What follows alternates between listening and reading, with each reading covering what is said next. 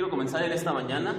El mensaje del día de hoy se llama Siervos que sirven. Siervos que sirven. ¿Ok? Y quiero comenzar primero que nada con una oración, así que les voy a pedir que cerremos nuestros ojos y vamos a encomendarnos en las manos del Señor. Padre, te damos gracias en esta mañana por la oportunidad de estar aquí en tu casa, para poder escuchar de ti, para poder escuchar tu voz. Señor, por favor te pido que me uses como una herramienta y un instrumento adecuado y afilado para poder exponer el mensaje que viene de ti, que viene de parte tuya y de tu corazón, y que nosotros todos, yo incluido, podamos ser bendecidos, podamos ser instruidos y que podamos aprender de ti y aprender lo que tú quieres enseñarnos. Señor, te damos gracias por estar aquí. Si alguien más ha de venir, que lo traigas tú conmigo, por favor, y bendice este tiempo de predicación para que nuestro espíritu esté receptivo, nuestra mente esté alerta y nuestro corazón abierto para recibir tu palabra. Te lo pedimos, por favor, bendito Dios, en el nombre de tu santo Hijo, el Señor Cristo Jesús. Amén. Siervos que sirven se llama el mensaje de esta mañana, y quiero comenzar con una pregunta.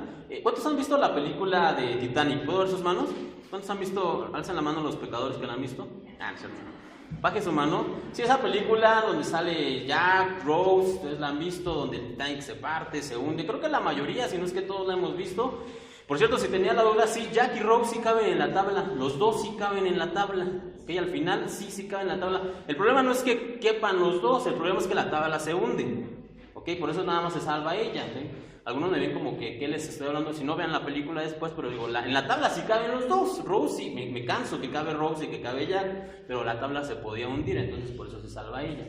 Por si tenían la duda, por ahí les doy la información. Pero hace unas semanas atrás estaba viendo la película precisamente con la familia, la pusieron, la película de Titanic, y ya la había visto. Creo que nunca la había visto realmente completa como esa vez, la había visto por partes, pero creo que nunca completa.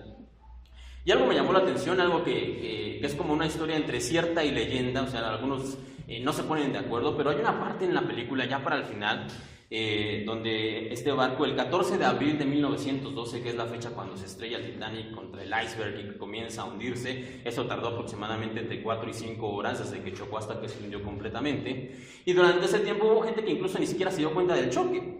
Cuando se comienzan a dar cuenta del choque, cuando se comienzan a dar cuenta que el barco se está hundiendo, el capitán manda a llamar a la gente de primera clase y los coloca para que comiencen a abordar primero mujeres y niños los barcos de salvavidas. Y los colocó a las personas, se dice, en el salón principal, y se presentaron ahí un grupo de músicos, 7 músicos que ya habían terminado su turno, ya habían terminado su labor, pero como comenzaron a ver que la gente se ponía intranquila, estaba nerviosa, el líder, que era un violinista, el líder del grupo, le dijo: muchachos, traigan sus instrumentos, vamos a tocar.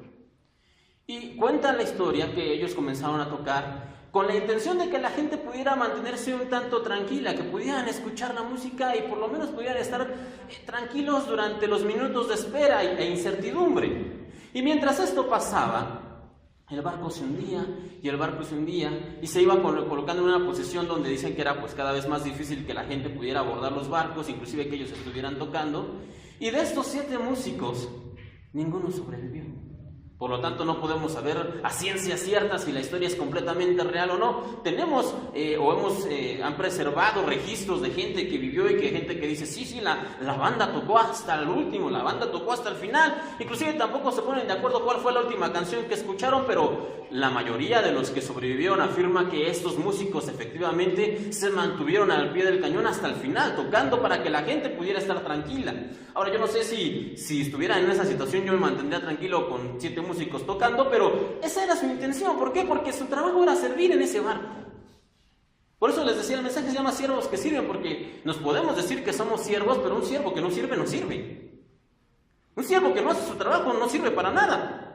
Un siervo que no cumple la labor para la cual ha sido contratado o la cual ha sido llamado, es un siervo inútil, es un siervo que no sirve para nada. Entonces, por eso les contaba esta historia. ¿Por qué? Porque estos hombres, heroicamente, de forma valiente, en el servicio que se les encomendó, que era entretener a la gente, mantenerlo, a pesar de que ya no estaban en horario laboral, que dijeron ellos, nos plantamos aquí y tocamos con la intención de que por lo menos la gente pueda estar tranquila unos minutos más, en medio de una situación tan complicada como fue el hundimiento de este barco, el hundimiento del Titanic.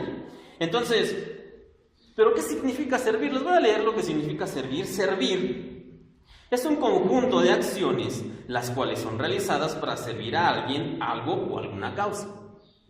Se los voy a decir una vez más. Servir es un conjunto de acciones las cuales son realizadas para servir a alguien, algo o alguna causa. Entonces, si esto es servir, pregunta, ¿qué es servir a Dios? Bueno, podríamos decir servir a Dios es obedecerlo, seguir sus mandamientos, ser fiel con Él, pero yo tengo por ahí un problema de repente con estos conceptos, porque son muy ambiguos, son muy abstractos. Hermano, ¿usted cree en Dios? Sí, pero ¿cómo? ¿Usted sea fiel? Sí, pero ¿de qué manera? A mí explícame, a mí dime, dame ejemplos reales, porque tenemos una vida real todos. Aquí ciertamente venimos los domingos, muy bonitos, muy guapos todos, muy arreglados, pero de lunes a sábado tenemos una vida real donde parece que la Biblia no fuera real porque no nos explican cómo usarla en la vida real. Entonces, ¿yo cómo sirvo a Dios? ¿Cómo soy realmente un siervo de Dios? Y no vaya para allá, pero anótelo si usted quiere después leerlo. Juan, el Evangelio según San Juan, capítulo 12, versículo 25 y 26. Juan 12, 25 y 26 nos explica un poquito acerca de lo que es servir a Dios. Dice el Señor Jesús, ese es el Señor hablando: el que ama su vida la perderá, y el que aborrece su vida en este mundo, para vida eterna la guardará. Si alguno me sirve, sígame, y donde yo estuviere, ahí también estará mi servidor. Si alguno me sirve, mi Padre le honrará. Entonces, ¿qué es servir a Dios? Es seguir a Dios, es estar con Él, es estar realmente sirviéndole constantemente en lo que Él quiera. Servir a Dios o ser un siervo de Dios, ¿de qué se trata? De decir básicamente, ¿qué hago? ¿Qué ayudo? ¿Qué necesitas? Ahora necesitas que haga esto, ahora necesitas que mueva aquí, ahora necesitas que vaya allá, ahora que visite, que habla, que hable, que predique, que cante. Eso es realmente ser siervo de Dios, estar completamente atentos a lo que Él quiera. ¿Qué es lo que quieres? ¿Qué es lo que necesitas? ¿Qué buscas de mí? Eso es lo que realmente es ser siervo de Dios. Ahora, decíamos que ser siervo eso es un conjunto de acciones, y por ahí alguno podría preguntar, bueno, pongámonos de acuerdo, porque no que no era por obras, no que no se trata de hacer cosas. Y decíamos hace unas semanas atrás, efectivamente, la salvación no es por obras, no nos salvamos por nada que nosotros podamos hacer, ninguna acción que nosotros hagamos nos va a dar salvación, eso es real. Pero nosotros, una vez que hemos sido salvos por fe, sí necesitamos hacer cosas para demostrar que hemos creído. Entonces sí se trata de hacer cosas. De hecho, en Hebreos 11, ¿alguien podría decirme cómo se llama ese, o cómo le ponen por ahí de título a ese capítulo, Hebreos 11? ¿Alguien sabe? ¿Cómo? ¿De qué habla ese capítulo? ¿Alguien sabe? Hebreos 11. De la fe. Algunos le llaman el salón de la fama de la fe, ¿ok? Y Hebreos 11 nos habla acerca de la fe. Usted lo ha leído, ¿ok? De hecho, hace unas semanas atrás también en escuela dominical lo veíamos. Después la fe, la certeza de lo que se espera, la convicción de lo que no se ve. Pero después usted va a leer acerca de Moisés, de Noé, de Abraham, de José y de muchos de los patriarcas y profetas. ¿Y qué va a leer usted? ¿Qué representa su fe? Léalo después usted tranquilamente en casa. Cuando nos habla acerca de la fe, Hebreos 11 nos habla de las cosas que hicieron. Hebreos 11, de las cosas que hicieron, de las acciones. No nos dice de una fe intangible o de fe que no se puede ver o que no se puede tocar o que no se puede expresar, no. Hebreos 11, el capítulo de la fe, nos habla acerca de acciones que hombres hicieron para demostrar que tenían fe en Dios. Entonces, ¿de qué se trata la fe? ¿Y de qué se trata el servicio? De acciones con las cuales nosotros podemos servir a Dios. Tengo un amigo, un conocido, que hace algunos años le tocó ir a Disneylandia. Y bueno, creo que sobre todo para los más jóvenes o los más niños, yo creo que es un sueño, ¿no? No sé si todavía sea un sueño, pero ir a Disneylandia, ¿no? Pues nos gustaría a todos cuando somos niños ir para allá, conocer, ver el castillo, ver las atracciones, subirse, etcétera, etcétera. Pero por azares del destino, ¿qué creen que pasó? Estuvo ahí, se divirtió, sacó fotos, estuvo toda esa situación, pero después de un tiempo, sus fotografías que las tenía en su computadora, la computadora se echó a perder y ¿qué creen? No hay fotos. Yo sé que él fue a Disneylandia, sé cuándo fue, yo vi las fotos, sé que él estuvo ahí, pero si él viniera y le dijera, yo fui a Disneylandia, no le creemos, ¿no? Pero, a ver tu foto cuando estuviste allá, no, es que no tengo fotos. ¿Usted le creería? Pues a lo mejor no. Yo sé que él fue porque yo vi realmente cuando él fue, yo vi las fotografías, yo sé que estuvo allá, pero ahora él no tiene pruebas para decir que él estuvo allá. Él no puede demostrar que estuvo en Disneylandia. ¿Por qué? Porque no tiene fotografías. Lo mismo sucede con un siervo que no sirve. Yo soy siervo de Dios. ¿Y qué haces? ¿Eres siervo de Dios entonces realmente o En otras palabras, no puedo decir que soy siervo de Dios si no demuestro que mi servicio a Dios. No puedo decir que realmente soy siervo de Dios si no demuestro con mis acciones el servicio que hago con Dios. ¿Cómo puedo decir que soy siervo? Porque asisto a la iglesia. Algunos dirán, y está bien, eso es bueno, venir aquí cada 8 días es una buena tarea, es una buena disciplina, pero eso no nos convierte en siervos. A otro dirá, bueno, porque yo oro, o porque yo leo, o porque yo ayuno. Pero esto realmente, ¿saben qué? Son como los mínimos que podemos hacer. En el trabajo existen lo que se llaman los requisitos mínimos para un puesto de trabajo. Lo mínimo que se requiere es, no sé, secundaria, o llamas actualmente preparatoria, aunque sea para lavar los baños, que es mínimo requisito indispensable, preparatoria terminada, mínimo, Entonces venir a la iglesia, orar, ayunar, hacer todo esto, ¿saben qué? Son requisitos mínimos. Y yo me pongo muy buena onda diciéndole, ¿sí sabe cómo le llama el Señor a estos siervos? Que hacen el trabajo mínimo. Les dice siervos inútiles. Y no soy yo, El Señor dice, cuenta una parábola, dice, si tú haces todo lo que te corresponde y lo haces bien, es un siervo inútil, porque es lo mínimo que esperaba que hicieras. Yo esperaría que hicieras el esfuerzo, la segunda milla, pero si tú haces lo que yo te encomendé y lo haces bien y lo haces excelente, pero solamente haces eso, dice el Señor, eres un siervo inútil. Somos siervos inútiles. Y no son mis palabras, perdón que se los diga, eso es fuerte. Y aquí quiero hacer una aclaración. Hace unas semanas atrás, es como una semana, estaba en el cine. Quiero hacer una aclaración porque estaba en el cine y antes de que comenzara la película apareció una cortinilla así que decía algo así, no me acuerdo exactamente, pero decía el contenido, el siguiente contenido de la película puede causar epilepsia en los niños. Algo así decía. Era una película para niños que estaba viendo, ¿no? Algo así decía la cortinilla. Entonces aquí quiero hacer una pausa y quiero decirles el mensaje de hoy. No les va a causar epilepsia, hermanos, pero pues sí puede causarles un poquito de escozor. Sí puede movernos un poquito en la silla, quiero ser honestos con ustedes. Porque lo que vamos a ver hoy, siervos que sirven, es un tema fuerte. Lo que vamos a ver hoy realmente es un compromiso de verdad, que no es para los débiles de corazón, ni para los que se echan para atrás a la primera de cambio. El mensaje del día de hoy, siervos que sirven, es para aquellos que realmente están aquí y dicen presente, yo sirvo y sirvo de verdad, quiero servir. Ese es el mensaje que existe o que vamos a dar el día de hoy, que quiero compartir con ustedes el día de hoy. Eso es lo que yo quiero decirles esta mañana. Los siervos que sirven tienen diferentes requisitos y tienen diferentes situaciones, pero no es para cualquiera. Es para aquellos que realmente se comprometen con Dios, es para aquellos que realmente quieren hacer sacrificios por el Señor, ¿ok? En la película de 1999, Matrix, no sé si ustedes la han visto, como verán hoy vengo bien bíblico, ¿no? Ya vengo con todo, con la Biblia por delante. Pero en la película de Matrix de 1999, no sé si la han visto, al protagonista en una parte de la película se le dice, mira, tienes 2 opciones, me dicen ahí. Tienes la píldora azul y la píldora roja. Si tú tomas la píldora azul, no te preocupes, vas a despertar en tu casa y vas a haber olvidado todo esto que pasó. No hay problema. Si tú eliges la píldora azul, vas a despertar tranquilamente en tu cama. Pero si eliges la píldora roja, le dicen al protagonista, vas a conocer la verdad. Vas a saber lo que realmente ocurre aquí. Ahora, en esta mañana, quiero decirles que no hay opción, hermanos. Hay píldora roja para todos. Si usted ya vino y está sentado aquí, hay de entrada hay píldora roja para todos, Pero quiero decirles una cosa, usted va a conocer la verdad. Ya no hay vuelta de hoja, ya no hay vuelta atrás. Usted en esta mañana va a conocer los verdaderos requisitos necesarios para ser un siervo de Dios. Y usted después ya no le va a poder decir ni al Señor ni a nadie, es que yo no sabía, es que yo no conocía que esto era lo necesario para ser siervo de Dios. Por eso se lo advierto desde ahorita. Lo que vamos a ver esta mañana no es un tema sencillo ni es algo complicado.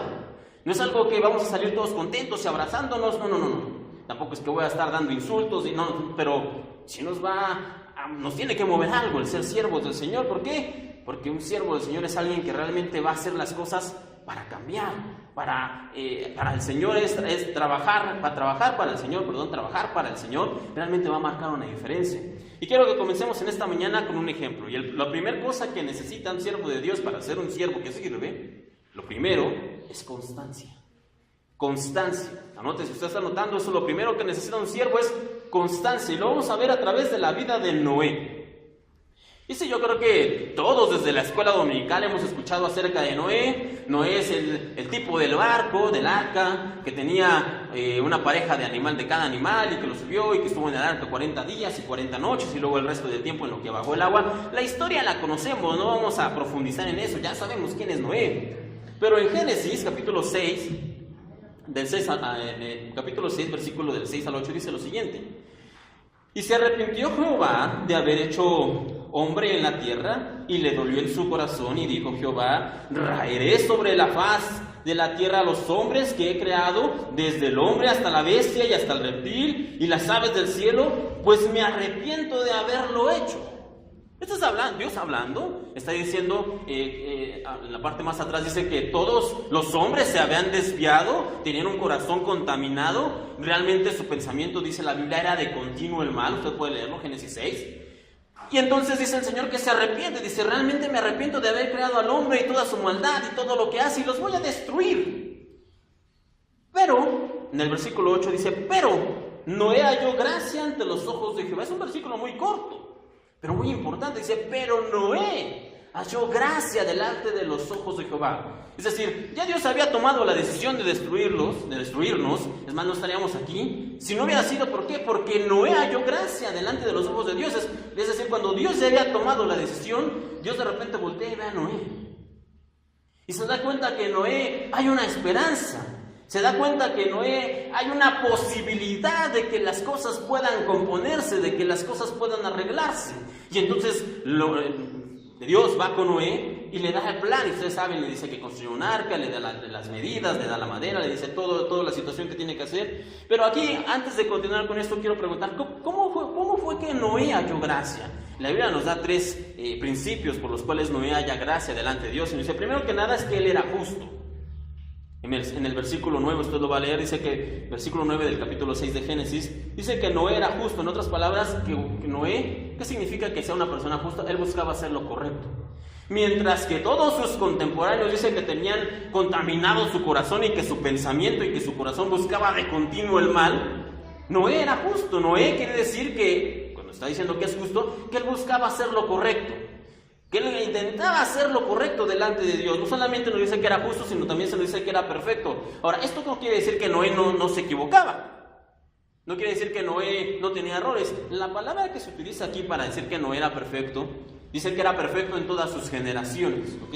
Es que él era íntegro. O sea, que él no se dejaba contaminar. Perfecto entre todas sus generaciones quiere decir que, a pesar de que todos los amigos o todos los contemporáneos decían negro, ¿saben qué decía Noé? Blanco. Él no se dejaba contaminar, era íntegro, él era de una sola pieza. Él no permitía componendas en su vida, él no permitía que, bueno, esto no es tan malo, bueno, esto no es tan incorrecto, esto quién sabe si es pecado o no es pecado. No era íntegro. Y decía, esto es blanco, esto es negro, esto se puede, esto no se puede, esto es correcto, esto es incorrecto. No era íntegro, a pesar de que estaba rodeado de gente que no lo era. Y por último, el tercer punto que se nos dice por el cual Noé halló gracia, es que caminaba con Dios. Entonces, de hecho, lo anterior, el ser justo y el ser íntegro, no se puede conseguir por nuestra propia voluntad, por nuestro propio esfuerzo, porque queremos ser muy buenos, porque queremos echarle ganas, porque queremos ser justos. No podemos. No era justo y no era íntegro porque caminaba con Dios. Ese es el secreto de Noé. Entonces, mientras él caminaba con Dios, Dios se da cuenta que no es justo, que no es íntegro, porque Noé caminaba con el Señor, y por Noé, Dios decide darle una oportunidad a la humanidad. Por la situación que tiene aquí Noé. Ahora, yo tengo un montón de preguntas, o tengo algunas preguntas sobre esta situación. Bueno, cuando Dios decide destruir a la humanidad y salvar a Noé y a su familia, ¿por qué no lo hizo de manera inmediata? Y algunos me dirán, no, es que Noé tenía que cumplir el plan de Dios y construir el arca y subir a los animales y reunirlos. Y seamos honestos, ¿a poco Dios no podía, poner a Noé en una especie de burbuja o levantarlos, retirarlos de momento, destruir todo y volverlos a poner? Para Dios debe ser como mascar chicles, es decir, bien fácil. Para Dios es como hacer así con los dedos, mover los dedos, aplaudar un aplauso. Para Dios debe ser muy fácil hacer eso. ¿Por qué no lo hizo? ¿Por qué esperar a que Noé construya un barco y suba animales? ¿Por qué? ¿Qué gana Dios esperando tanto tiempo a que Noé haga todo eso? ¿No será acaso que Dios interiormente tenía la esperanza de que hubiera algunos que escucharan el mensaje de Noé? Porque nos dice la Biblia lo siguiente, en 2 de Pedro, capítulo 2, 5, nos dice lo siguiente: Dios tampoco perdonó al mundo antiguo, aparte de Noé, ¿okay? y a los otros siete miembros de su familia. Y después continúa: Noé advirtió al mundo del justo juicio de Dios. Noé advirtió al mundo del justo juicio de Dios. En otras partes, en otras versiones nos dice que Noé predicó al mundo, o en otras versiones dice Noé pregonó al mundo. Entonces la tarea, la función de Noé durante ese tiempo era comunicarle al mundo que estábamos mal. La intención de Dios al dejar a Noé durante 80, según el relato bíblico, pasaron entre 80 y 100 años, no más de eso. La intención de que Noé se quedara, ¿cuál era? Que Dios, me imagino que Dios tenía todavía esa intención de que posiblemente alguno escuchara el mensaje y se salvara, no solamente Noé y su familia, sino que alguno pensara, que alguno recapacitara y dijera: sí, tiene razón, he pecado, he obrado mal contra el Señor. Noé, ¿en qué te ayudo? ¿Qué puedo hacer? Dime qué podemos hacer, Noé. Pero nadie lo dijo. Nadie lo dijo. Y Noé era perseverante, y Noé era constante. Porque para construir un arca de esas dimensiones, siendo Noé y su familia solitos, por supuesto que le tomó tiempo, y por supuesto que tenía que ser una persona constante. ¿Por qué? Porque tuvo que estar trabajando en ello por años. Nosotros, imagínense, hay personas que yo escucho: es que yo trabajé, el hermano David por ahí siempre nos cuenta, por ejemplo, que él trabajó creo que 30 años en la Coca-Cola, y cuando escuchamos 30 años en un mismo lugar decimos: wow, es increíble, de verdad que es increíble. Ahora imagínense que alguien les dijera: no, es 30 años, yo trabajé 100 años en el mismo proyecto. En el caso de Noé, ¿no? Nos sorprendemos en el caso del hermano David, que él trabajó 30 años para la misma compañía, y es sorprendente, de verdad. Pero imagínense a alguien trabajando 100 años en el mismo proyecto. Eso es constancia. Nosotros de repente tenemos que venir, no sé, 6 domingos seguidos a hacer algo aquí 1 hora antes, y ay, no, ya estoy bien cansado. Ya quiero que se acabe ese servicio porque... Fíjate que el servicio empieza a las 11, pero como tengo que hacer algo antes del servicio, tengo que llegar a las 10. Y ya llevo 5 semanas haciendo así. No, estoy cansadísimo. ¿Se imaginan? ¿Qué nos diría Noé? ¿Cómo le explicaríamos a Noé esto? O sea, se burlaría de nosotros, se reiría de nosotros en la cara. ¿Por qué? Porque nosotros muchas veces no somos constantes. No, un requisito, decía, para ser siervo que sirve, es ser constantes. En las buenas y en las malas. Cuando tenemos ganas y cuando no las tenemos. Cuando la gente dice: hermano, qué bonito que usted tocó, qué bonito predica, o su mensaje me ayudó, se llama. Y cuando la gente dice: no, es que el mensaje me gustó, pero el hermano Daniel predica bien duro. O sea, no, es el canto, no, o sea, eso le llaman cantar. Mejor pongan pistas, ¿no? Y ya nos cansamos y nos sentimos heridos, y no estoy diciendo que esté bien criticar, por supuesto que eso es algo incorrecto, pero no tenemos constancia, no tenemos el esfuerzo para hacer las cosas. Según el relato bíblico, les decía, pasaron entre 80 y 100 años. Ahora, durante esos 80, 100 años, ¿creen ustedes que Noé no se cansó? ¿Que no dudó? Y hemos escuchado muchas veces que seguramente se burlaban de él y le decían cosas, y yo puedo soportar que allá afuera me digan de cosas, que se burlen de mí, que me falten al respeto, pero ¿qué pasaba en su casa de Noé? Noé tenía 3 hijos y sus 3 esposas, de sus hijos, una esposa por hijo, no que tuviera el 3. La esposa aparte de Noé. ¿Ustedes creen que no había problemas a veces en casa con la esposa de Noé? Otra vez con lo del arca, Noé, sí.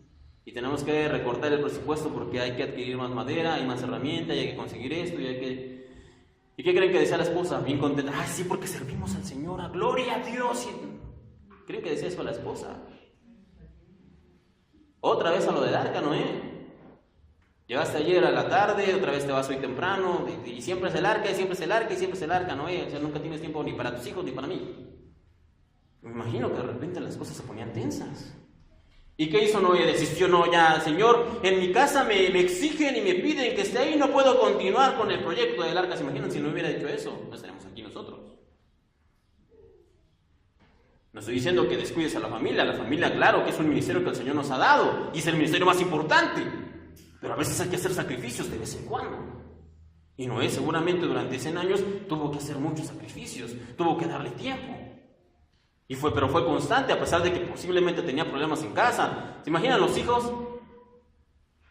No sé, a ustedes les ha tocado que su familia sea alguien así, porque de repente siempre en las colonias hay alguien que la gente se burla de él, y pues se burla de él por cómo camina o por cómo es, o ahí va el loco de la colonia, pero ¿se imaginan que el loco de la colonia sea tu papá? ¿Qué dirían los muchachos?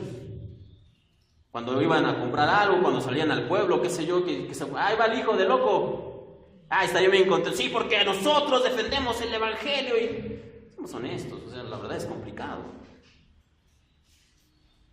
Y los muchachos me imagino, papá, es que tú sigues con tu proyecto, pero la gente se burla de nosotros también. Pero Noé fue constante. Y Noé terminó el proyecto. Dice, cuando hubo terminado el proyecto, entonces el Señor hizo que los animales entraran. Noé entró, su familia entró, el Señor subió al arca. Y por medio de la fe de Noé, nos dice en Hebreos, que Noé condenó al mundo.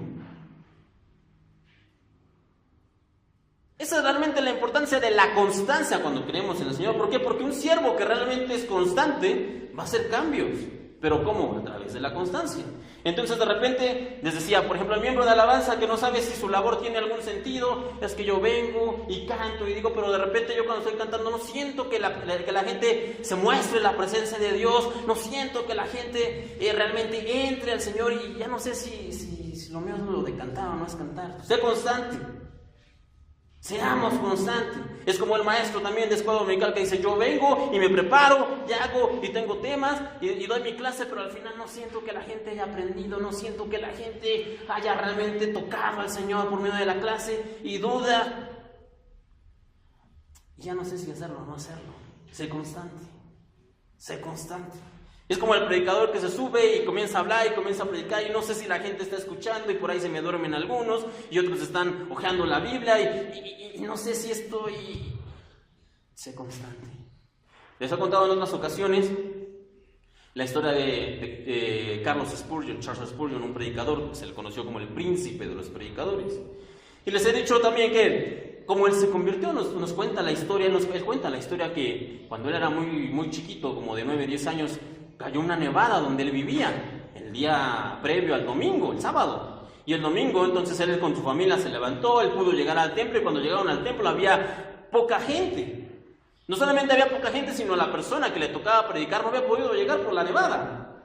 Y un diácono por ahí que no estaba muy preparado, porque no sabía que le tocaba predicar, porque no le tocaba predicar, dijo, tengo dos opciones, o despido a la gente que regrese a su casa, o yo predico, decía el diácono. Y ¿saben qué decidió? Dije, yo voy a predicar. No había preparado mensaje, no estaba listo, pero se levantó, se puso en el púlpito y comenzó a predicar. Y cuenta este hombre, Charles Spurgeon, que el predicador no era muy hábil en la predicación y de repente se cayó en un versículo, cayó en repetir solamente un versículo que decía, mirad a mí todos los términos de la tierra y sean salvos. Y comenzó a repetirlo y a repetirlo y a repetirlo, y en una de esas ocasiones que él lo repetía, dice Spurgeon, en ese entonces me cayó a mí el 20. Este hombre, este jovencito que le decía Charles Spurgeon, después se convirtió en pastor y comenzó a pastorear una iglesia de 200. Después se cambió a una iglesia de 300 y en esa iglesia comenzó a hacer su ministerio y después de 300 fueron 600 y de 600 fueron 1000 y de 1000 fueron 5000 y de 5000 fueron 10000. Tiene una iglesia más de 20000 personas. ¿Por qué? Porque alguien supo generar su constancia, decir que lo más fácil para el diácono me había dicho, no llegó el predicador, pues nos vamos. Pero él dijo, no, por 3, 4, 5 que hayan llegado, tenemos que predicar. La importancia de ser constantes. Entonces, no se trata de no dudar, ni se trata de no rendirse, sino que se trata de perseverar. La palabra dice lo siguiente en el Evangelio según San Mateo 24:13. Pero el que se mantenga firme hasta el fin, ese será salvo. Pero el que se mantenga firme hasta el fin, ese será salvo. ¿A qué le suena eso? Como agarrarse con uñas y dientes y como cuando nos subimos en el bus, ¿no? Cuando no hay lugar y de repente tenemos que correr y agarrarnos y si no, no llegamos a tiempo, algo así. Pero el que se mantenga firme hasta el final será salvo. Entonces, un siervo que sirve persevera, se esfuerza, se mantiene firme hasta el final. Un siervo que sirve es constante. Ahora, no solamente hace falta constancia, hay otro punto que tenemos que ver. Y quisiera hacerles ahora una pregunta. ¿Cuándo fue la última vez que hicieron un sacrificio? ¿Cuándo fue la última vez que hicieron un sacrificio? ¿Cuándo fue la última vez que hicieron un sacrificio? Algunos me dirán, no, esta semana había unos zapatos rojos y unos zapatos verdes y no sabía cuál elegir. Tuve que hacer el sacrificio y quedarme con los rojos. Algunos podrán decir eso. Otros van a decir, no, esta semana tenía que elegir entre un chai latte y un expreso macchiato, no sé si existe eso, pero y no sabía cuál elegir y tuve que comprar uno. Los dos se me antojaban, pero tuve que hacer el sacrificio de elegir solamente uno, ¿no? Sé que suena ridículo, pero de repente para nosotros, siendo honestos, para eso esos son nuestros sacrificios, entre comillas. Ahora, más específicamente, ¿cuándo fue la última vez que hicimos un sacrificio por Dios? ¿Cuándo fue? Y alguno podría decir, no, yo todos los domingos, hermano, hago un sacrificio enorme porque me levanto. Y dirá, no, entre levantarme y no levantarme para mí es un sacrificio. Y puede ser, si me cuesta trabajo levantarme, puede ser, pero ¿eso realmente es un sacrificio? ¿Le suena realmente un sacrificio? Otro dirá, no, es que mi sacrificio es que decidí diezmar al Señor, ¿no? Y está bien, eso es un compromiso, pero eso es un sacrificio real. Otro más me dirá, no, hace 15 días, hermano, no ve que jugó México, pero vine aquí al servicio. No me quedé a ver el partido, estuve aquí al pie del cañón, no. Sacrificio enorme, hermano, de verdad, te ganaste el cielo. Doble corona para ti. Qué bárbaro. Eso realmente es un sacrificio, hermanos, para el Señor. Realmente eso es sacrificarnos para el Señor. Y alguno me dirá, no, es que el Señor no quiere sacrificios. La palabra dice, 1 Samuel 15:22, y Samuel dijo, se complace Jehová tanto en los holocaustos y víctimas como en que se obedezca a la palabra de Jehová. Ciertamente el obedecer es mejor que los sacrificios y el prestar atención que la grosura de los carneros. Ahí está, hermano. Dios no quiere sacrificios, Dios quiere obediencia. El problema aquí es que, primero que nada, Samuel no está diciendo que Dios no quiere sacrificios. Lo que está diciendo Samuel es que la obediencia es mayor que los sacrificios, número uno. Y número dos, que la obediencia puede costarte más que un sacrificio. En otras palabras, la obediencia es un sacrificio mayor que un sacrificio en sí, porque sacrificar levantarme temprano, sacrificar no ir al partido, sacrificar, no sé, cualquiera de esos ejemplos bobos que les ponía al principio. Es más, sacrificar a un cordero como lo que hizo Saúl, eso cualquiera lo hace. Hasta un rey rebelde como Saúl lo hacía, sacrificaba corderos. Y es las grosuras, lo mejor, decía Saúl. Eso es lo que le sacrificamos a nuestro Señor. Samuel dice, está bien, pero eso no es suficiente. Dios prefiere la obediencia y muchas veces la obediencia es un sacrificio mayor. Obedecer realmente, fielmente a Dios, muchas veces va a ser un sacrificio aún mayor. Si no, pregúntenselo a Abraham. Abraham nos podría dar cátedra de los sacrificios. ¿Por qué? Porque constantemente este hombre, durante todo el Génesis, nos muestra lo que de verdad es un sacrificio. Lo primero que nada es que Abraham sacrifica su posición acomodada para seguir al Señor. Dios se le presenta a Abraham, ustedes lo han leído, y le dice, Abraham, vete de tu tierra y de tu parentela a la tierra que yo te mostraré. ¿Y qué dijo Abraham? Sí, pero más o menos por dónde, mándame tu ubicación, ¿no? Y dime más o menos por dónde vamos a ir para saber si conviene o no conviene. No, dice la Biblia que Abraham entonces se levantó, tomó a su esposa, a su padre, a su sobrino y siguió al Señor sin saber ni siquiera dónde iba. Sacrificó una posición acomodada con tal de seguir al Señor y Dios ni siquiera le dijo a dónde iba, Ni siquiera le dijo a qué iba, dónde iba, cuánto tiempo tenía que estar fuera. Dios no le dijo nada, pero Abraham sacrifica una posición cómoda con tal de seguir a Dios. ¿Cuántos de nosotros lo haríamos? Después de 25 años, por fin terminé de pagar mi casa, los hijos ya terminaron la universidad, estamos cómoda, se vienen los años dorados, dirían algunos. Y entonces Dios te habla y te dice, Lupita, o Juan, o Alberto, o Pedro, deja todo, vende la casa y sígueme. ¿A dónde? Tú sígueme. ¿Cuánto lo haríamos? Voy a ser honesto, para mí sería complicado, para cualquiera sería difícil. Pero Abraham decide hacer el sacrificio. No solamente eso, no solamente sacrificó su posición acomodada, sino que también sacrifica la estabilidad. ¿Por qué? Porque Abraham fue un nómada. 1 año aquí, 3 allá, 4 allá, medio año aquí, unos meses acá. Él se iba moviendo conforme a lo que el Señor le iba diciendo. Y el Señor nunca dejó de decirle que se moviera. Tenía que ir a un lado, tenía que ir a otro, tenía que moverse aquí, y él nunca realmente tuvo una tierra, nunca tuvo una posesión. Es más, cuando se muere su esposa no tenía dónde enterrarla, imagínense. No tenía dónde enterrar a la esposa, al amor de sus amores. ¿Cómo se sentiría Abraham? A veces lo leemos así bien poético y murió la esposa de Abraham. Y no, ponte en los zapatos de Abraham. 50, 60, 70, 80 años me siguió la vieja. y se murió ayer y no tengo ni dónde enterrarla. ¿Cómo se sentirían ustedes? ¿Qué le dirían al Señor? ¿Para esto? Se murió mi esposa y no tengo ni dónde ponerla. Seguir al Señor es constante y es de sacrificios, hermanos. Por eso les estoy diciendo, de verdad, es de sacrificios. No solamente sacrificó una posición acomodada, no solamente sacrificó como estabilidad, también sacrificó a su primogénito, ¿se acuerdan? Y no estoy hablando de Isaac. Isaac no fue el primogénito de Abraham. Isaac es el hijo de la promesa, pero el primogénito de Abraham, ¿cómo se llamaba? Ismael. Ese fue su primer hijo. Y tuvo que sacrificarlo, no literalmente, no es que lo haya matado, pero un día se le aparece Dios a Abraham y le dice, Abraham, ¿cómo vas con Ismael? Hijo, es el amor de mis amores, mi hijo, o sea, imagínense ustedes. Y ya viste que se levanta temprano y va y caza y hace, se levanta atlético el muchacho. Señor, te volaste la barda con Ismael, de verdad, este hijo es un hijo que me representa, es la fuerza que yo realmente quería en un hijo. Y el Señor le dice, vas a tener que sacar del campamento a Ismael junto con su madre. Sácalos. Sin heredad, sin dinero, sin ganado, sin nada, sácalo, córrelo. Ismael, un muchachito entre 15 y 17 años, explíqueme a alguno de ustedes cómo vas con uno de tus hijos, tu primer hijo, el hijo de tus entrañas, y le dices, te tienes que largar de la casa.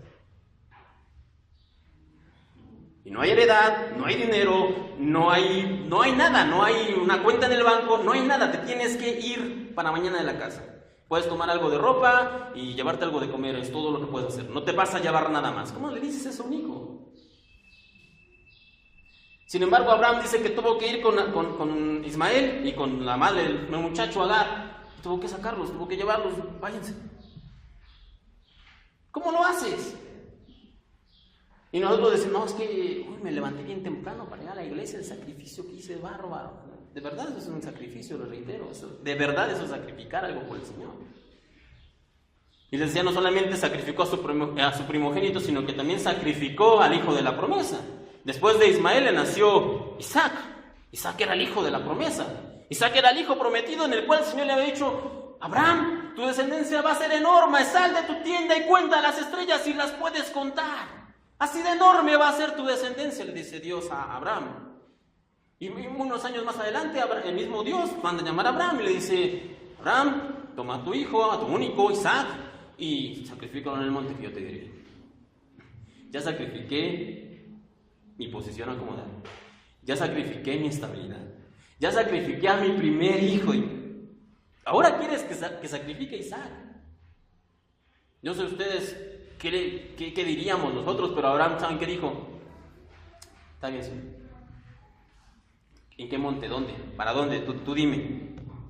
Y dice la Biblia que se levantó muy temprano, preparó el asno, se fue con el hijo, con unos criados y se lo llevó.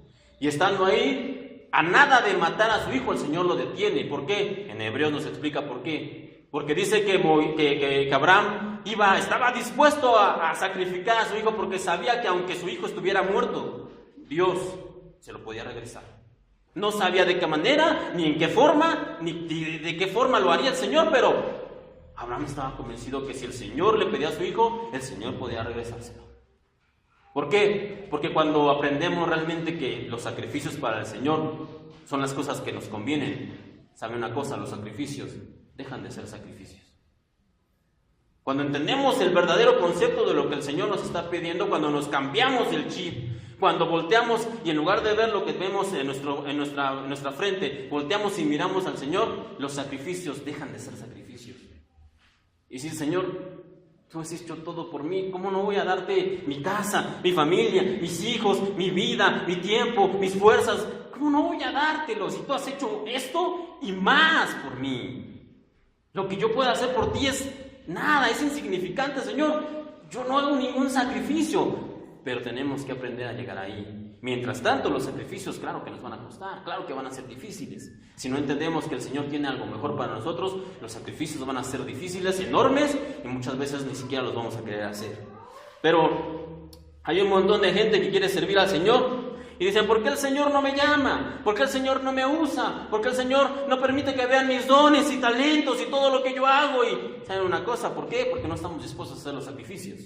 En el Evangelio según San Lucas, capítulo 9, del 57 al 62, Lucas 9, 57 al 62, dice lo siguiente: yendo ellos, uno le dijo en el camino, Señor, te seguiré a donde quiera que vayas.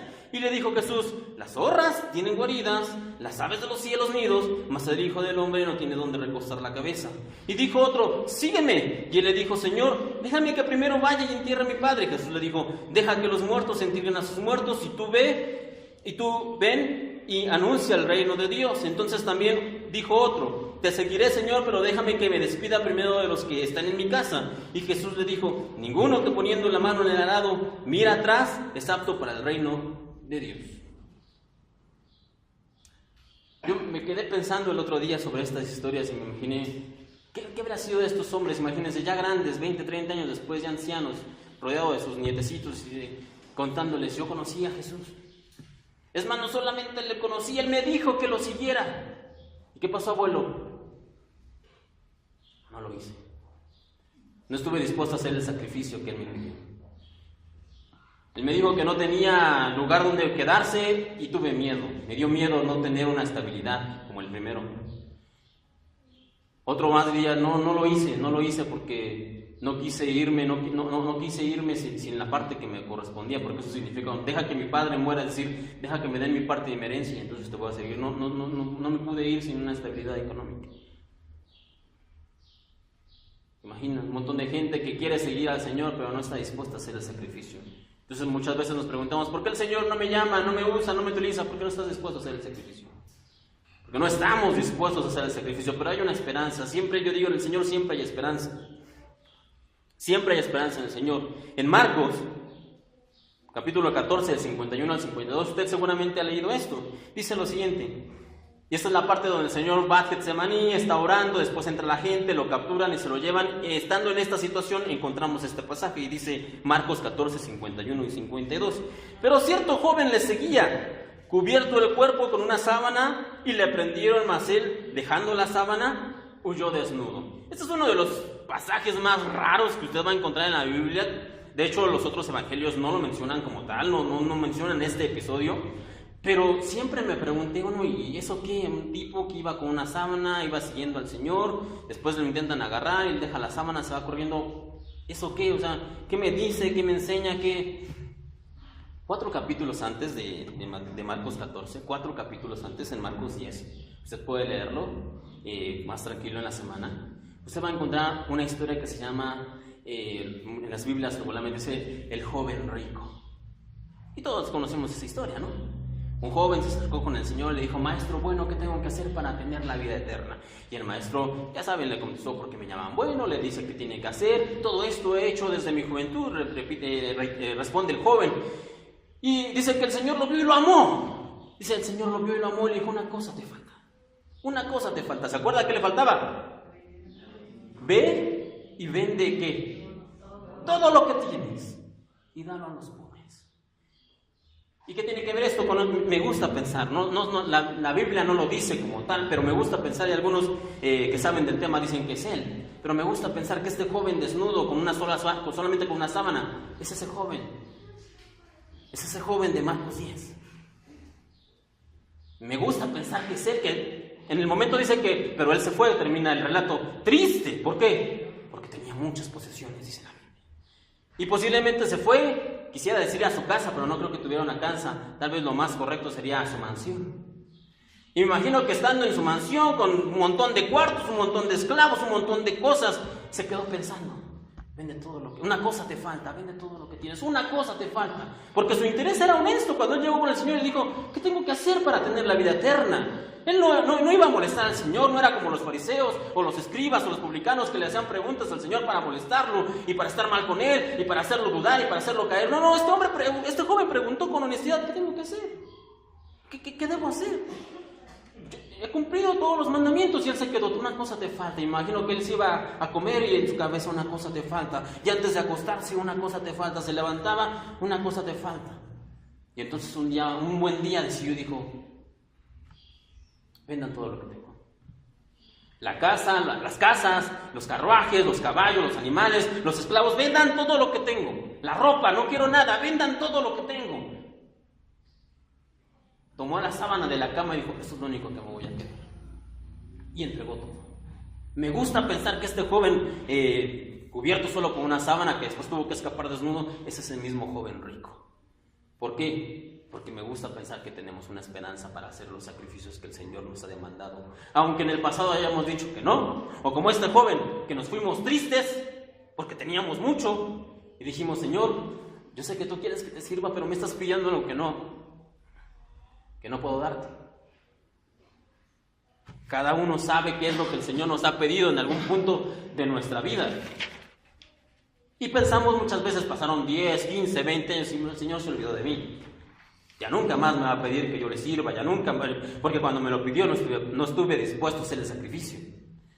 Pero este joven me gusta pensar que era ese joven rico y que tuvo otra oportunidad y que fue detrás del Señor y que le siguió.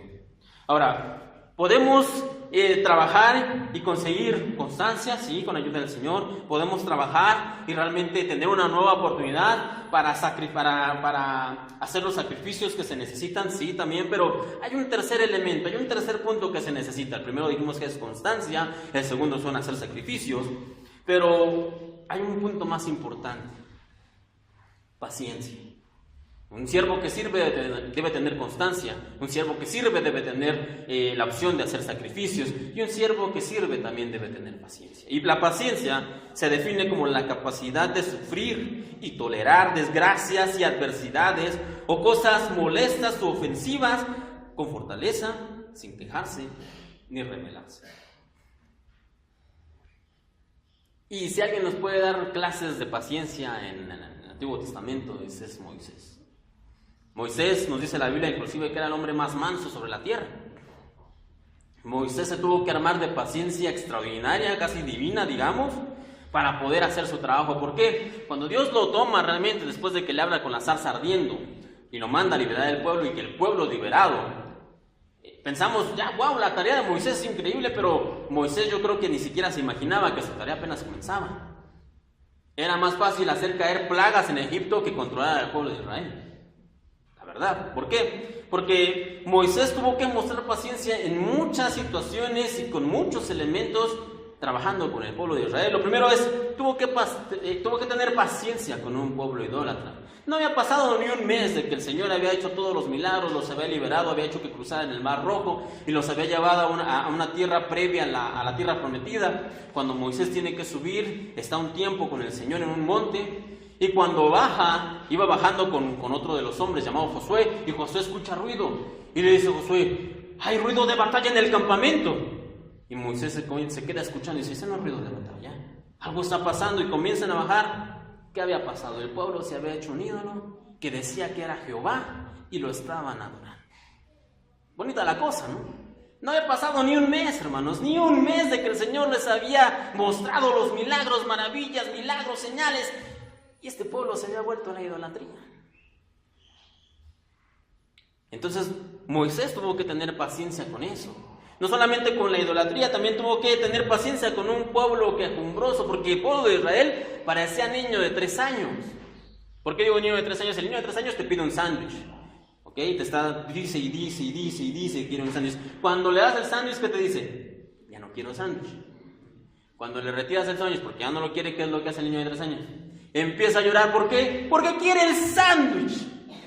Por eso le digo, el pueblo de Israel parece un niño de 3 años. ¿Por qué? Porque decía, no, es que ahora quiero este tipo de comida, y no es que ahora quiero esto, y no es que ahora quiero aquello, y es que allá en Egipto teníamos ollas de carne. Decían, eran esclavos, se morían de hambre, decían que tenían ollas de carne, por favor.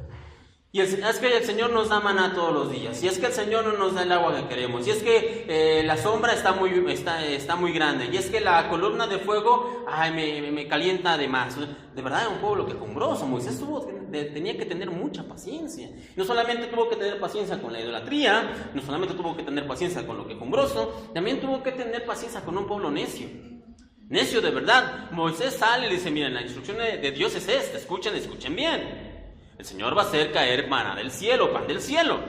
Y entonces ustedes van a tener que tomar la porción necesaria para cada día. No guarden porciones extra, ni guarden porciones de más, porque entonces se va a gusanar, se va a pudrir. ¿Quedó claro? Sí. ¿Qué hizo la gente?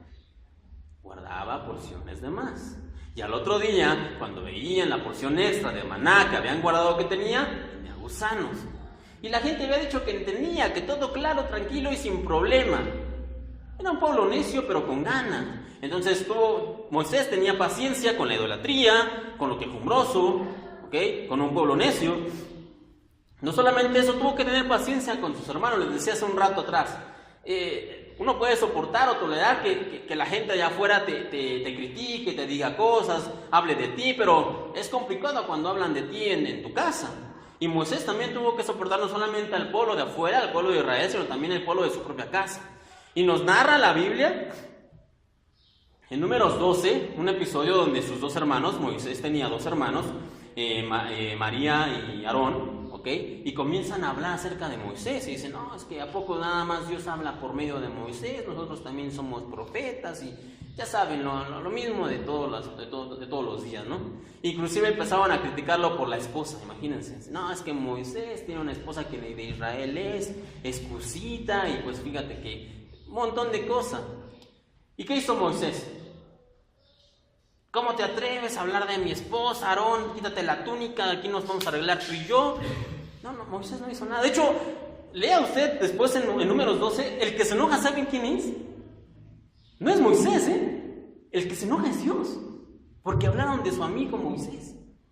Lea usted tranquilamente el capítulo en casa, y si hay alguien que se enoja en este capítulo es Dios. Porque en Números 12:3 dice de la siguiente manera: y aquel varón Moisés era muy manso, más que todos los hombres que había en la tierra. Es decir, cuando Moisés se entera que sus hermanos están hablando de él, Moisés toma una paciencia increíble, no dice nada. Moisés tranquilo no les va a recriminar ni a María, ni a Aarón, ¿por qué hablas de mi esposa? ¿Por qué de mi servicio? ¿Por qué de lo que hago, de lo que sirvo, de lo que...? No, Moisés no dice nada. Al contrario, la palabra dice que Dios manda a llamarlos a los tres. Y después de que manda a llamarlos a los tres, dice, pasen adelante Aarón y María. Pasen los dos adelante, pasen. Y les pone una zarandeada de aquellas, de verdad, hermanos. Les pone una zarandeada a Aarón y a María. Le dice, miren muchachos. Cuando yo hable con un profeta, lo voy a hacer a través de visiones o a través de sueños, le dice el Señor. A Aarón y a María. Pero con mi siervo Moisés no lo voy a hacer así, con él voy a hablar cara a cara. Imagínense que Dios salga a defenderlo, que Dios salga a su causa. Me encanta esta parte de la Biblia porque Dios sale a hablar por Moisés. Dios es el que se molesta, no Moisés. ¿Por qué? Porque un siervo que sirve es paciente. A pesar de que, es que dijeron que canto mal, ya no voy a servir. A veces somos así nosotros, ¿no? Es que cuando me subo a predicar, los hermanos de atrás se están cabeceando. Ya no voy a predicar porque los hermanos no tienen respeto por mi trabajo. Por favor. A veces están durmiendo los hermanos porque de verdad la estoy haciendo cansada, ¿no? Debería preguntarme yo. Moisés recibe las críticas de sus hermanos y no eran críticas pequeñas. Y Moisés no dice nada. Dios mismo es el que sale adelante por su siervo. Y aquí nosotros tenemos que les voy a dar unas claves para la paciencia. Lo primero que nada es que debemos esperar en Dios. Esperar en Dios. Usted se da cuenta, Moisés no hizo nada. Él esperó que el Señor hiciera. Y el Señor obró. El Señor actuó. Número 2. Mientras esperamos, debemos aprender. Porque Dios siempre tiene una lección en medio de la prueba. Dios siempre quiere que nosotros aprendamos algo. Moisés aprendió. ¿Qué aprendió Moisés? Bueno, aprendió que Dios lo respalda. Aprendió que Dios estaba en su favor. De hecho, más adelante, otro séquito del pueblo se le quiere echar encima a Moisés. Y como Moisés ya sabía que tenía el respaldo de Dios, así porque Dios lo respaldaba, decía, ¿no? Mi Biblia aquí significa que mi Dios me respalda, ¿no? El que entendió. Como Moisés sabía, ¿no?, que Dios le respaldaba, cuando otro séquito se intenta levantar contra él, dice, ok, vengan mañana, Dios va aquí a mostrar con quién está el favor de Dios. ¿Por qué? Porque Moisés ya sabía. Entonces Moisés ya había aprendido la lección previamente con sus hermanos. Entonces, número 1, debemos esperar a que Dios actúe. Número 2, mientras esperamos debemos aprender la lección que tenga Dios para nosotros. Y número 3, no debemos dejar de orar. y pedirle a Dios que intervenga con justicia, porque a veces nosotros creemos que simplemente Dios va a actuar como sí o porque sí, y no, nosotros tenemos que pedirle al Señor, Señor, hazme justicia, ¿ok? Como encontramos en Lucas 18. Dice, también le refirió Jesús una parábola sobre la necesidad de orar siempre y no desmayar diciendo, había en la ciudad un juez que ni temía a Dios ni respetaba a hombre. Había también en aquella ciudad una viuda, la cual le venía diciendo, hazme justicia de mi adversario. Y él no quiso por algún tiempo, pero después de esto dijo dentro de sí, aunque ni temo a Dios ni tengo respeto a hombre, sin embargo, porque esta viuda me molesta, le haré justicia, no sea que viniendo continuo me agote la paciencia. Tenemos que orar constantemente. Señor, hazme justicia. Señor, tú sabes lo que está pasando. Señor, tú sabes lo que está sucediendo. Señor, tú tienes que salir adelante, ¿okay? Tienes que respaldar a tu siervo. Entonces, ¿qué hay con nosotros realmente? ¿Nosotros realmente somos pacientes? ¿Realmente practicamos la paciencia? ¿Realmente practicamos la paciencia? El 18 de abril del año 2013, hace 5 años, ocurrió un episodio bastante extraño, bastante llamativo, diría yo. En Bélgica, hay un obispo belga llamado Andrés Leonard, Andrés Leonard en Bélgica, estaba dando una conferencia en la Universidad de Bruselas. Él es un obispo, es un hombre de fe, y él estaba dando una conferencia en la universidad, y mientras él estaba hablando, de repente se abrieron las puertas y entraron un grupo de mujeres, se identificaron como un grupo pro homosexualismo, ellas eran lesbianas declaradas, y entraron semidesnudas, del pecho para arriba iban completamente desnudas, tenían escritas cosas como mi cuerpo es mío, arriba el homosexualismo, ese tipo de cosas, y entraron hasta donde estaba este hombre dando su conferencia y comenzaron a insultarle, comenzaron a decirle cosas, blasfemias, todo ese tipo de cosas, y llevaban unas botellas, unos recipientes en los que llevaban agua, y las tomaron estas mujeres y comenzaron a aventar el agua y se la aventaban por encima y aventaban todo, lo mojaron completamente, mientras continuaban gritándole de todos estos insultos a este hombre. Y aquí viene la parte que me encanta de esta situación. ¿Saben qué hizo este hombre, este obispo?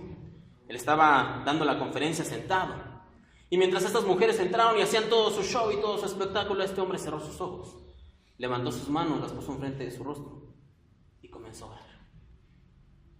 Algunas personas hablan de paciencia o tolerancia y otras personas la practican. Este hombre comenzó a orar y no respondió, no dijo nada. Al final la seguridad del lugar entró, tomó a las mujeres y las sacaron, pero este hombre no dijo nada, no se levantó, no devolvió insulto por insulto, ni injuria por injuria, ni maldición por maldición. Este hombre con paciencia soportó la situación, y no solamente soportó, sino que en posición de oración comenzó a orar por la gente. Eso es lo que nosotros tenemos que hacer. Un siervo que sirve es paciente, y no solamente porque, si soy paciente porque no hago nada, ¿no? No, es paciente ¿en qué sentido? De que su paciencia da por los demás, ora por otros.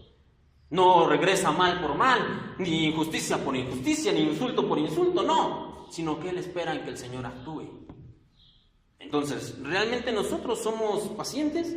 Porque es fácil decir que somos pacientes, al menos hasta que necesitamos usar la paciencia. Es fácil decir, no, sí, yo soy paciente, mientras no me hagan usar la paciencia. O nosotros haríamos lo mismo que este hombre, o ¿qué decimos? No, es que el hermano me vio feo en la iglesia, ya no voy a ir porque allá no hay amor en esa iglesia. Es que el hermano ni me saludó, es que el hermano ni me dijo Dios te bendiga, nada me dijo hola. Y ahí no se siente la presencia del Señor, no se siente el fuego de verdad, o sea, en serio.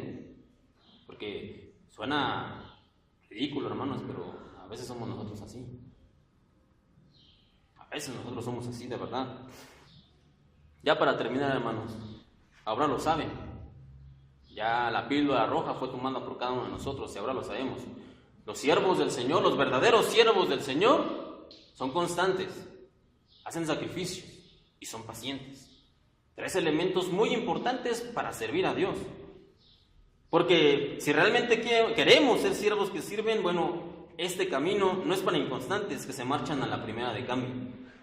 No es para cobardes que no están dispuestos a hacer sacrificios en lo que es necesario, ni para bebés llorones que no soportan con paciencia la prueba en turno sabiendo que Dios está en control. No es para ellos.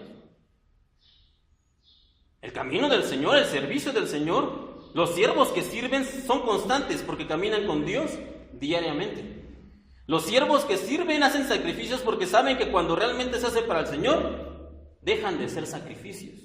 Y los siervos que sirven son pacientes porque el Señor es el máximo ejemplo de paciencia, porque Él nos da nuevas oportunidades cada mañana. El Señor es paciente con nosotros. La palabra dice, tus misericordias son nuevas cada mañana.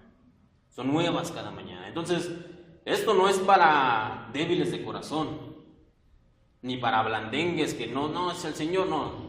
El servicio del Señor, el camino del Señor es difícil, es complicado. Él mismo lo dijo y nosotros seguramente lo hemos leído. Mateo 11:12, con esto ya terminamos. Los hombres, Juan el Bautista había sido capturado y Juan el Bautista manda a unos hombres a que le preguntan al Señor, Señor, ¿eres tú el que hemos esperado o esperamos a alguien más? ¿Por qué? Porque Juan tenía dudas y es válido. Juan estaba en la cárcel y tenía dudas. Y el Señor Jesús le responde a los discípulos que fueron, vayan y díganle a Juan lo que han visto. Que los ciegos ven, que los cojos andan, que los mudos hablan y que el reino de Dios se le predica a la gente. Vayan y díganle a Juan eso. Y estos muchachos se van, los discípulos se van. Y entonces el Señor se voltea con la gente y les pregunta, ¿qué salieron a ver al desierto? Hablando de Juan. Y les comienza a hablar acerca de Juan porque Juan fue un revolucionario en su tiempo, un verdadero revolucionario, no esos que, yo soy un revolucionario porque no uso, productos no biodegradables, yo soy un Marco Pau, no. Juan fue un verdadero revolucionario, renunció a su casa sacerdotal porque él era hijo de sacerdotes, se fue al desierto, comía comidas bien raras, se vestía diferente. Juan el Bautista de verdad fue un revolucionario, alguien que marcó pasos de verdad. Y entonces el Señor comienza a defender a Juan. Y les dice, Juan el Bautista, no hay ningún otro hombre nacido de mujer tan grande como Juan. Pero les digo una cosa, dice el Señor, de los que me siguen, Juan es el más pequeño. ¿Por qué? Porque hablando con los que hablaba el Señor, de ustedes depende. Y después continúa con una frase que ha causado dudas en algunos, porque ustedes lo han escuchado. Porque les digo desde ahora, desde el tiempo que Juan ha predicado hasta ahora, dice el Señor que el reino de los cielos sufre violencia. ¿Lo han escuchado alguna vez? Y luego, ¿qué dice? ¿Y los violentos qué? Lo arrebatan. ¿Qué significa eso? Bueno, se los voy a decir de una versión más sencilla. Dice, desde que Juan el Bautista comenzó a predicar hasta ahora, el reino de Dios avanza a pesar de los enemigos, pero solo la gente valiente y decidida logra formar parte de él. Pero solo la gente valiente y decidida forma parte del reino de Dios. Por eso les decía, ser siervos de Dios es para valientes, es para gente que de verdad es constante, es para gente que de verdad hace sacrificios, es para gente que de verdad tiene paciencia con las pruebas del Señor. Si no tenemos eso, no se preocupen. Tenemos oportunidad, sí, todos. ¿Por qué? Porque todos le hemos fallado al Señor. Hemos sido inconstantes a veces. Si ahí hubiera una lista de inconstantes, les diría, hermanos, pongan mi nombre en el primer lugar. Si hubiera una lista de aquellos que no han querido hacer sacrificios, les diría, hermanos, ahí pongan mi nombre. Yo también he sido de esos. Si hubiera una lista de gente que no tiene paciencia en las situaciones y en las pruebas del Señor, también ponga mi nombre, hermano. También he estado ahí. Y creo que todos nosotros. Esto no es un mensaje de desesperanza como para decir, no, ya estoy descalificado, no tengo paciencia, no estoy dispuesto a hacer sacrificios, no soy constante en las cosas que hago. Si no puedo darle 3 días seguidos de comer al gato, ¿tú crees que voy a hacer las cosas para el Señor? Todas las plantas que tengo se me mueren porque no las riego a tiempo. ¿Tú crees que voy a hacer? El Señor dice, hay esperanza. Hay esperanza. De verdad que hay esperanza. Así como con el joven rico que les contaba, hay esperanza para nosotros.